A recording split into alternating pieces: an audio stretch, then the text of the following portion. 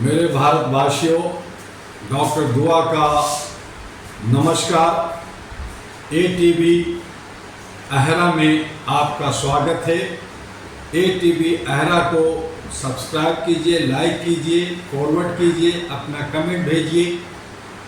और ये वीडियो बहुत ही अहम है, इसे अंत तक जरूर देखिए। साथियों,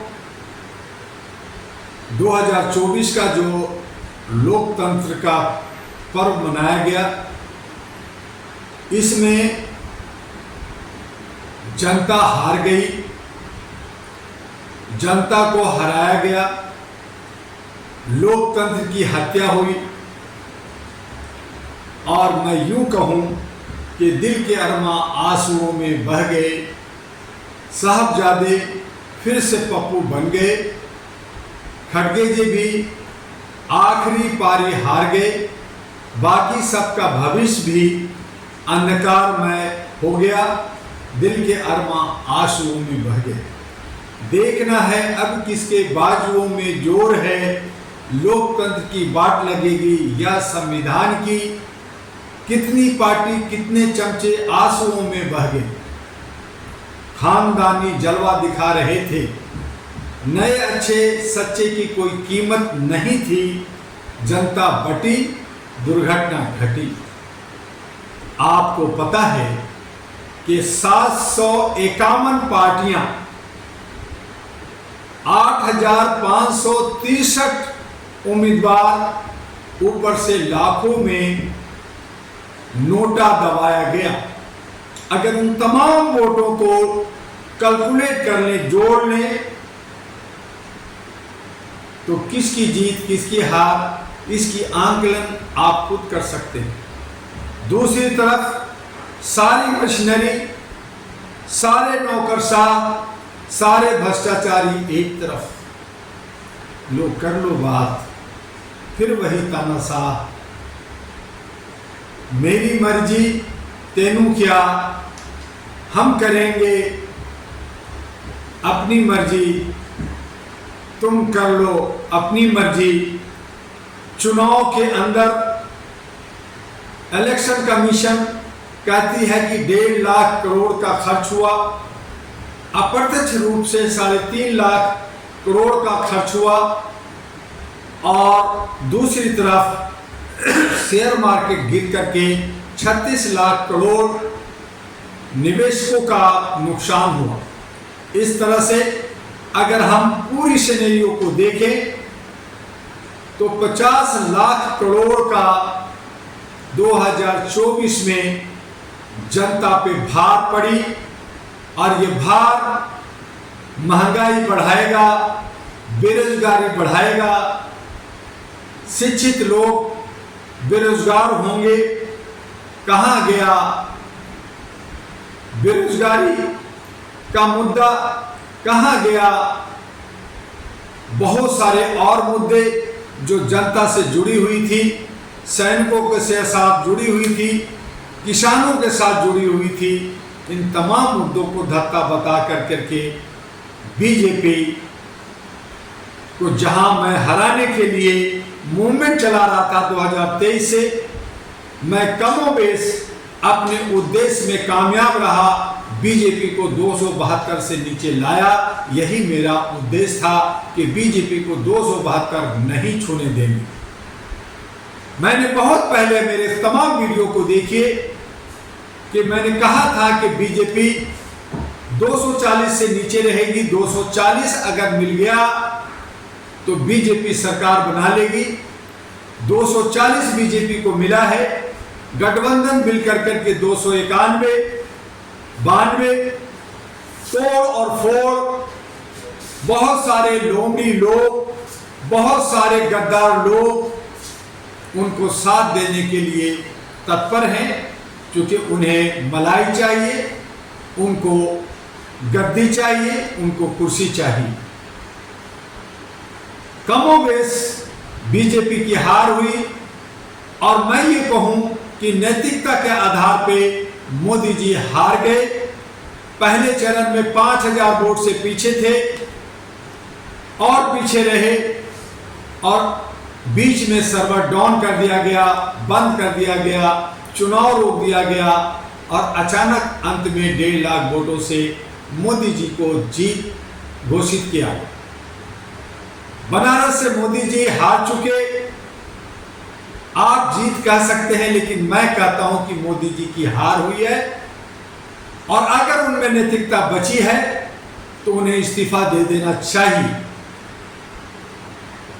जहां जहां बीजेपी को लग रहा था कि मैं नहीं आऊंगा, मैं हार जाऊंगा, वहां मशीनरी का, नौकरशाह का पूरी भरपूर मिसयूज किया गया।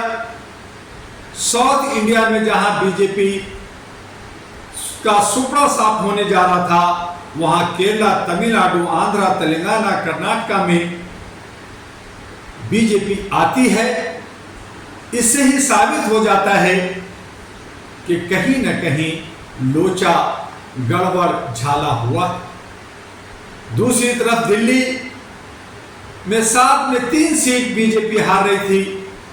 7 सीट को लेना ये अजीबोगरीब करिश्मा या अजीबोगरीब कारस्तानी इसको कह सकते हैं। बिहार के अंदर बेरोजगारी चरम सीमा पर, अग्निवीर की समस्या, वहां पे आईएएस आईपीएस ज्यादा बनते हैं, वहां पे दलित शोषित अधिक संख्या में रहते हैं, मुस्लिम 17%, यादव 14% और अति पिछड़ा वगैरह मिलकर के 65%, 85% और वहां बीजेपी की बम्पर जीत होती है। ये क्या संकेत देता है? कहीं ऐसा तो नहीं कि गरीबी में बिहार जो है अंधभक्ति में, धर्म कर्म में डूब कर करके बीजेपी को जीता या बीजेपी ने खेल खेला? ये तो बीजेपी बताए या राम जी बताए। अखिलेश ने दम लगाया, चौकीदारी की, कुछ अच्छा किया और अच्छा करते।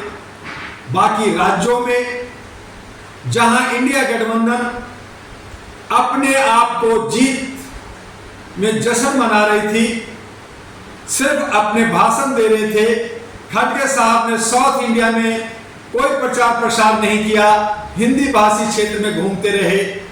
ये तमाम ऐसी चीजें थी जिससे इंडिया गठबंधन पीछे रह गया। जनता तो भोली है, जनता को जिस तरह से आप ठग सको, जिस तरह से आप बेवकूफ बना सको, वो उसी तरह से बन जाती है।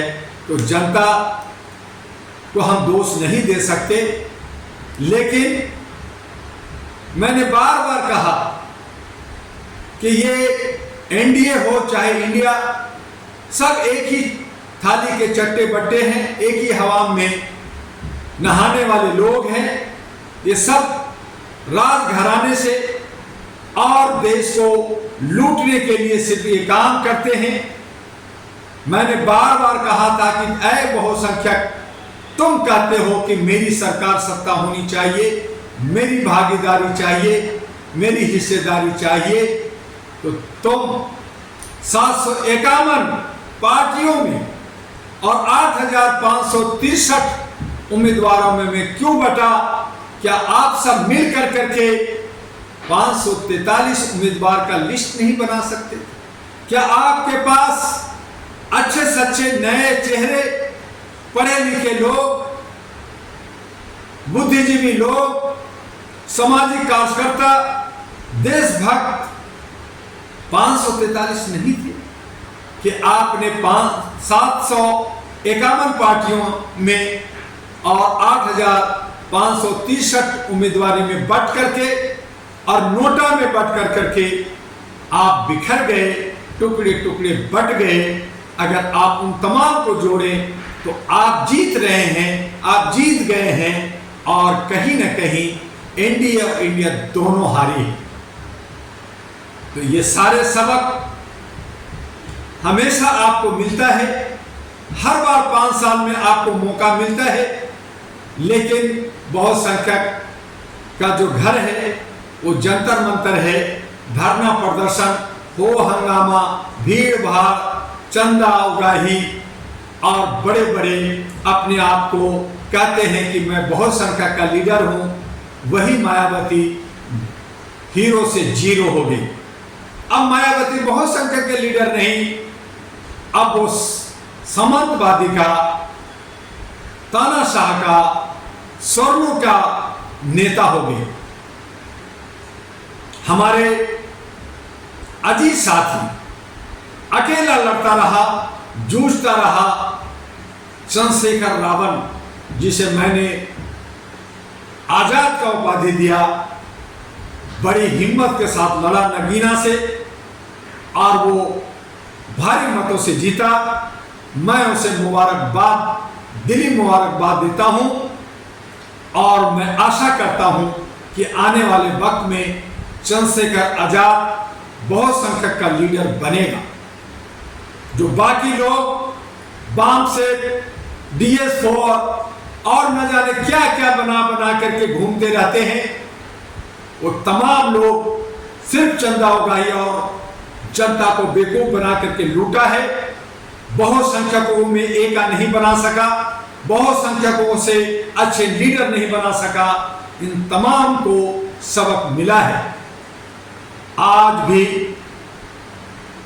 उन्हें एक मौका और मिलेगा कि वो सब इकट्ठे हों और मानवीय मूल्यों के आधार पे, इंसानियत के आधार पे, ह्यूमैनिटी के आधार पे जो अहरा national party, all India human rights national party बनी है, जिसके राष्ट्रीय अध्यक्ष डॉक्टर MA दुआ हैं, उनके बैनर तले तमाम बहुसंख्यक लोग, तमाम ऐसे जो हमारे सच्चे देशभक्त हैं, पढ़े लिखे लोग हैं, सामाजिक कार्यकर्ता हैं, चाहे वो आर्थिक रूप से कमजोर हैं, अहरा के बैनर पे आए। उन्हें हर तरह का रास्ता मिलेगा, हर तरह का उन्हें सहायता मिलेगा और एक नई किरण, एक नया विश्वास के साथ हम लोग कश्मीर से कन्याकुमारी से कटक तमाम राज्यों में जो चुनाव होने जा रहा है, 2024 में कश्मीर में, 2024 में हरियाणा में, 2024 में महाराष्ट्र में और कई राज्यों में,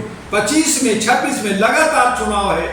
इन चुनावों में आप अपनी शक्ति और प्रदर्शन दिखाइए और बतलाइए कि जनता जीतेगी या यहाँ पे लोग जीतेंगे, जो हर तरह से आपके वोट का चोरी कर रहे हैं, हर तरह से तोड़ फोड़ कर करके, अपनी समीकरण बना कर करके, अपने तरीके से, भ्रष्टाचारियों की मदद से, तानाशाहियों की मदद से, नौकरशाह की मदद से वो सत्ता में आ रहे हैं। एक तरफ हम भ्रष्टाचार को खत्म करना चाहते हैं, दूसरी तरफ कुकर मुत्ते की तरह भ्रष्टाचार बढ़ रहा है। चाहे विधायिका में हो, चाहे न्यायपालिका में हो, चाहे कार्यपालिका में हो, चाहे मीडिया में हो, चाहे वो सामाजिक सरकार, सामाजिक संगठनों में हो, हर तरफ भ्रष्टाचार का बोलबाला है और बढ़ता चला जा रहा है। अब होगा क्या? अब करेंगे क्या? जन क्रांति करेंगे, खून बहाएंगे, जेल जाएंगे, मार खाएंगे और जो हिंदू मुस्लिम का नारा दिया, नफरत का दिया, उन मुसलमानों का क्या होगा जरा सोचिए। वक्फ बोर्ड की जमीन छीनी जाएगी, NRC आएगा, आधार से प्रॉपर्टी जोड़ा जाएगा, बहुत सारे कानून में बदलाव होगा और जो बोलेगा उसके कमर तोड़े जाएंगे। ये सब अब आपको देखने को मिलेगा। अंधभक्ति में जिए और महंगाई में जिए, मत रोए कि दाल 400 रुपए किलो हो गया, मत रोए कि पेट्रोल 500 रुपए लीटर हो गया, मत रोना कि हम बाप बाप कर रहे हैं, बेरोजगारी में मर रहे हैं, अशिक्षा में मर रहे हैं, स्वास्थ्य में मर रहे हैं, चाहे कोरोना से मरो, बुखार से मरो, आप मलेरिया से मरो, मरो तड़प के मरो। जिएगा वही जिसके पास दौलत है, जिएगा वही जो स्वर्ण है, जिएगा वही जो चापलूस, चाटुकार और देश को बेचने वाले लोग हैं, और बाकी सब मरो अपनी बेमौत, अपने करनी की मौत मरो। अब राम जी के दरबार में जाओ, पूजा पाठ करो, खूब चढ़ावा चढ़ाओ और बेरोजगार महंगाई में मरो, हम मलाई खाएंगे। यही सोच लेकर के मोदी जी को फिर से मैं तहे दिल से मुबारकबाद देता हूं। जय हो मोदी जी, आपकी मिशन कामयाब हुआ। आपने जो जाल बिछाया उसमें सब फंस गए और आपने फंसा दिया। आपका जय हो, पुनः जय हो, मोदी जी का जय हो। नमस्कार, जय हिंद। बस आज इतना ही, बाकी सब और भी बातें रोज हम करेंगे, जो छूट गया है उस पे भी करेंगे, लेकिन अब आंसू बहाने का वक्त नहीं। अब आंसुओं को पी जाओ, खून की आंसुओं को पी जाओ। जय हिंद, जय भारत, नमस्कार।